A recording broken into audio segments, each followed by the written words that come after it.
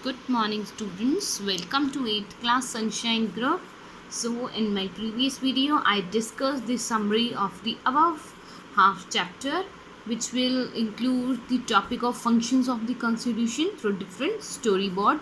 Now, we will move further in this video. So, listen to this video carefully. Okay, I am starting now. Listed below are the key features of the Indian Constitution. While reading this, keep in mind the above mentioned concerns of diversity, unity, and socio-economic reforms and representations that the authors of this document were grappling with.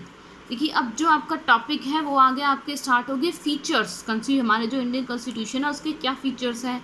ये जो constitution के features हैं ये किसको ध्यान रख के बनाए गए हैं, हमारी डाइवर्सिटी को, यूनिटी को, सोशियो इकोनॉमिक हमारी कंट्री में डिफरेंट सोशल और इकोनॉमिक चेंजेस रिफॉर्म्स हुए हैं उसके बेसिस पे है। Try and understand the ways in which they try to balance their concern with their commitment to transforming independent India into the strong democratic societies. आप इनको अच्छे से रीड करिए और ये देखिए इसके बेसिस पे कि कैसे इन करेक्टरिस्टिक्स या फीचर्स की वजह से जो है एक हमारी इंडिपेंडेंट इंडिया को हमारे फ्रीडम फाइटर्स एक स्ट्रॉन्ग डेमोक्रेटिक सोसाइटी बनाना चाहते थे। Okay, so let's see the first feature of our constitution, and this is the most important feature of the constitution, and this is federalism. This refers to the existence of more than one level of government in the country. Simple, federalism वो country है जहाँ पे एक level से ज़्यादा government जो है वो वर्क करती है। लेवल मीन्स जैसे अगर हम बात करें इंडिया की तो वहाँ पे 3 लेवल पे वर्क होता है। One is at the central level, another is at the state level and third is at the district level. अगर आप इसमें देखेंगे तो 3 लेवल पे इसमें जो है वो आपका वर्क किया जाता है हमारे इंडियन कॉन्स्टिट्यूशन में। और इसमें जो है देखिए जैसे 3 लेवल्स हैं, सेंट्रल लेवल का क्या वर्क है, सेंट्रल जितने भी होते हैं हमारी सेंट्रल लेवल का मेन वर्क क्या होता है कि जितने भी डिसीजंस हैं हमारे किससे रिलेटेड पूरी कंट्री को लेके वो सेंट्रल गवर्नमेंट डिसाइड करती है।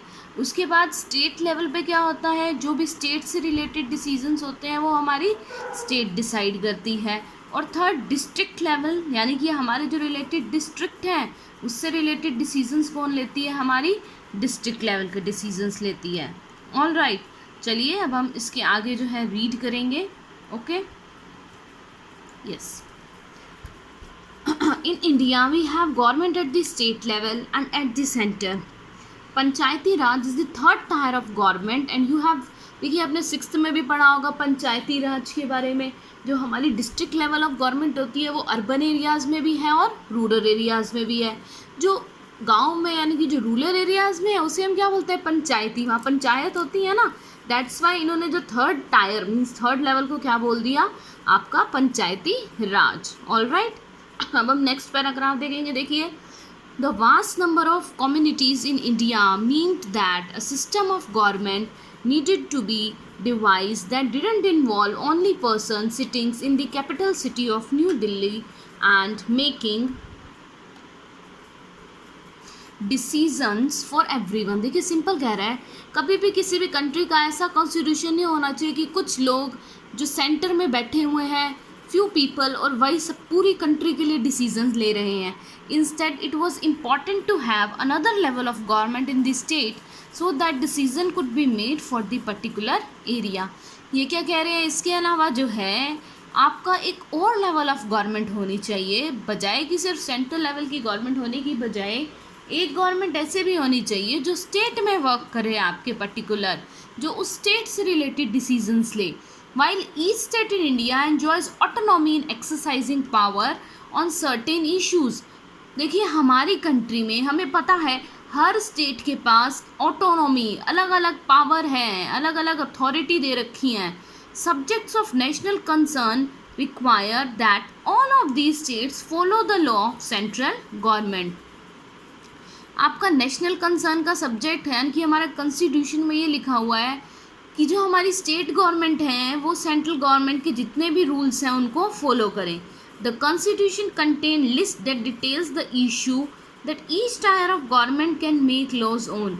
ये आगे आप लिस्ट पढ़ेंगे इसमें, इट मीन्स कौन कौन से ऐसे सब्जेक्ट हैं जिसपे आपकी यानी कि यूनियन गवर्नमेंट जो है वो डिसीजंस ले सकती है। जैसे अगर मैं कहूँ मैरिज का टॉपिक है, अगर मैं आपसे कहूँ कि हरियाणा में कोई भी मैरिज से रिलेटेड इशू है, एजुकेशन से रिलेटेड है, हेल्थ से रिलेटेड डिसीजन लेना है, तो कौन लेगी भाई? सेंट्रल गवर्नमेंट लेगी ये डिसीजन, या आपकी स्टेट गवर्नमेंट लेगी ये डिसीजन, या डिस्ट्रिक्ट आपकी गवर्नमेंट, कौन लेगी ये डिसीजन? तो ये सब सारा कॉन्स्टिट्यूशन में आपका पूरा मेंशन है इसमें। अब देखिए इसमें आगे क्या कह रहे हैं, in addition the constitution also specifies where each tier of government can get the money from their work what that it does. वही आ गया।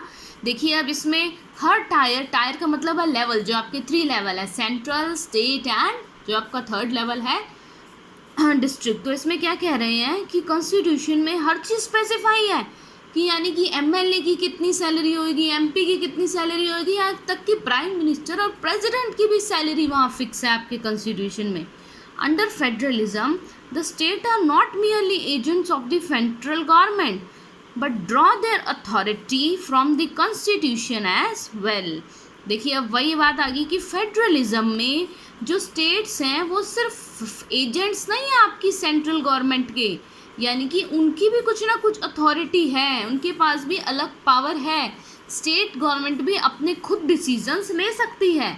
एग्जाम्पल मैं आपको बताती हूँ, जैसे एजुकेशन से रिलेटेड डिसीजन लेना है हमारी हरियाणा स्टेट ने, तो वो बिना सेंटर की परमिशन के एजुकेशन से रिलेटेड डिसीजन खुद ले सकती है।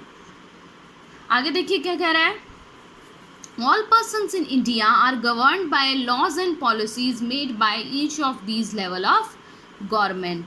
जितने भी पर्सन्स हैं वो सारे गवर्न यानी कि उनको फॉलो करने हैं जो भी लॉ, जो भी पॉलिसीज हमने मेड की हैं। ये आपका फर्स्ट था फेडरलिज्म। नेक्स्ट आपका है parliamentary form of government. The different tiers of government that you just read about consist of representatives who are elected by the people। अब देखिए हमने डिफरेंट जो लेवल पढ़े गवर्नमेंट के, हमने पढ़ा central government, state government, district government.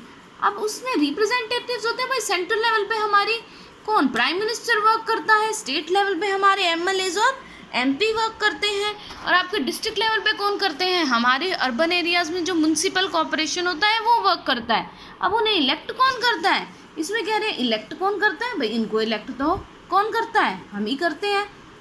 अब आपने जो है इसमें 7th क्लास में एक स्टोरी पढ़ी होगी, तो हम उससे रिलेटेड अभी डिस्कशन नहीं करेंगे क्योंकि यहाँ नहीं है वो, हम डायरेक्ट अपने नेक्स्ट पेज पे जाएंगे सिंपल, जिसमें ये बताता है कि हमारा कॉन्स्टिट्यूशन क्या गारंटी करता है। कॉन्स्टिट्यूशन गारंटी करता है यूनिवर्सल एडल्ट सफरेज। आपने पढ़ा होगा इसका मीनिंग, यूनिवर्सल एडल्ट सफरेज का क्या मीनिंग होता है। It means all the citizen above 18 years of age have the right to vote। I am again repeating, all the citizens of the country above 18 years of age have the right to vote। When they were making in the constitution, the members of the constitution felt that the freedom struggle has prepared the masses for universal adult suffrage and that this would help encourage a democratic mindset and break the clutches of traditional caste, class and gender hierarchies। देखिए जब हमारी constituent assembly constitution बना रही थी तो उन्होंने इस चीज़ पे ध्यान दिया, किस चीज़ पे, यूनिवर्सल एडल्ट सफरेज पे, और ये कहा अगर ये हो जाए यूनिवर्सल एडल्ट सफरेज तो इसकी वजह से जो कास्ट के बेसिस पे, क्लास के बेसिस पे, जेंडर के बेसिस पे हमने डिवीजन कर रखी है वो ख़त्म हो जाएगी।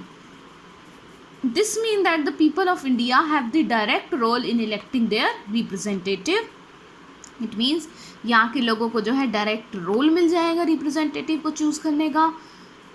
Also every citizen of the country irrespective of A social background can also contest in elections.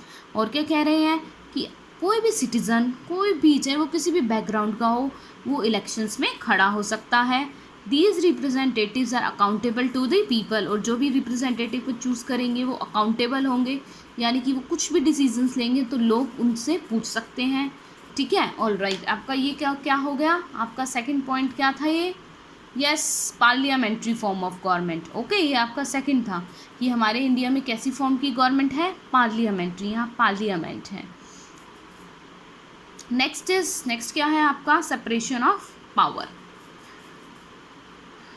देखिए इसमें क्या है, according to the constitution there are 3 organs of the state. अब यहाँ पे ऑर्गन्स की बात होगी। देखिए हमारे कॉन्स्टिट्यूशन में 3 ऑर्गन्स है। सबसे पहला लेजिस्लेचर है, दूसरा एग्जीक्यूटिव है, तीसरा जुडिशरी है। बहुत इंपॉर्टेंट है। सबसे पहले लेजिस्लेटर वो होते हैं जो लॉज बनाते हैं, इलेक्टेड रिप्रेजेंटेटिव्स, जिनको हम इलेक्ट करते हैं, जैसे प्राइम मिनिस्टर, हमारे MLAs MP, उन्हें हम इलेक्ट करते हैं अपने बिहाफ पे वोट दे के, और वो डिसीजंस लेते हैं। ऑल राइट, उसके बाद जो है देखिए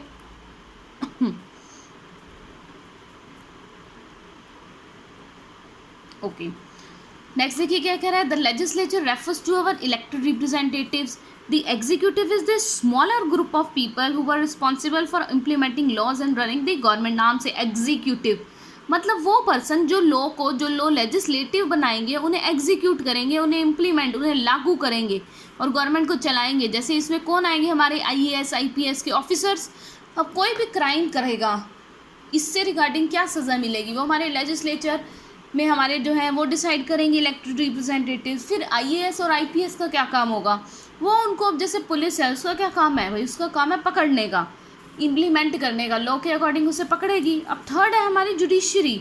जुडिशरी क्या है, वो है सिस्टम ऑफ कोर्ट, यानी कि सज़ा देने का जो काम है वो कौन देगी, आपकी जुडिशरी। अब देखो क्रिमिनल को पकड़ लिया पुलिस ने, क्या पुलिस भी सज़ा दे सकती है, नहीं, पुलिस के पास राइट नहीं है उसको पनिश करने का, वो किसके पास है, कोर्ट। कोर्ट ये बताएगी कि उस पर्सन ने क्राइम किया है या नहीं किया, उसको कितनी सज़ा होनी चाहिए, तो वो जुडिशरी में आएगा आपका। In order to prevent the misuse of power by one of the branch of the state, the constitution says that each of the organs should exercise different powers. देखो ऐसा ना हो कि ये जो हैं जितने 3 ऑर्गन्स वर्क कर रहे हैं इनमें कोई प्रॉब्लम हो जाए, तो हर किसी की अलग अलग पावर है। लेजिस्लेटिव का काम लॉ बनाने का है, इसका काम उस लॉ को इम्प्लीमेंट करने का है, इसका काम जजेस का है, वो देखेगी, उस पर पनिशमेंट प्रोवाइड करेगी। Through this, each organ act as a check on the other organ of the state and this ensure the balance of power among all 3. देखिए इससे क्या होगा आपका, balance of power. It means balance of power का meaning क्या है, देखिए यहाँ पे जो है ये तीनों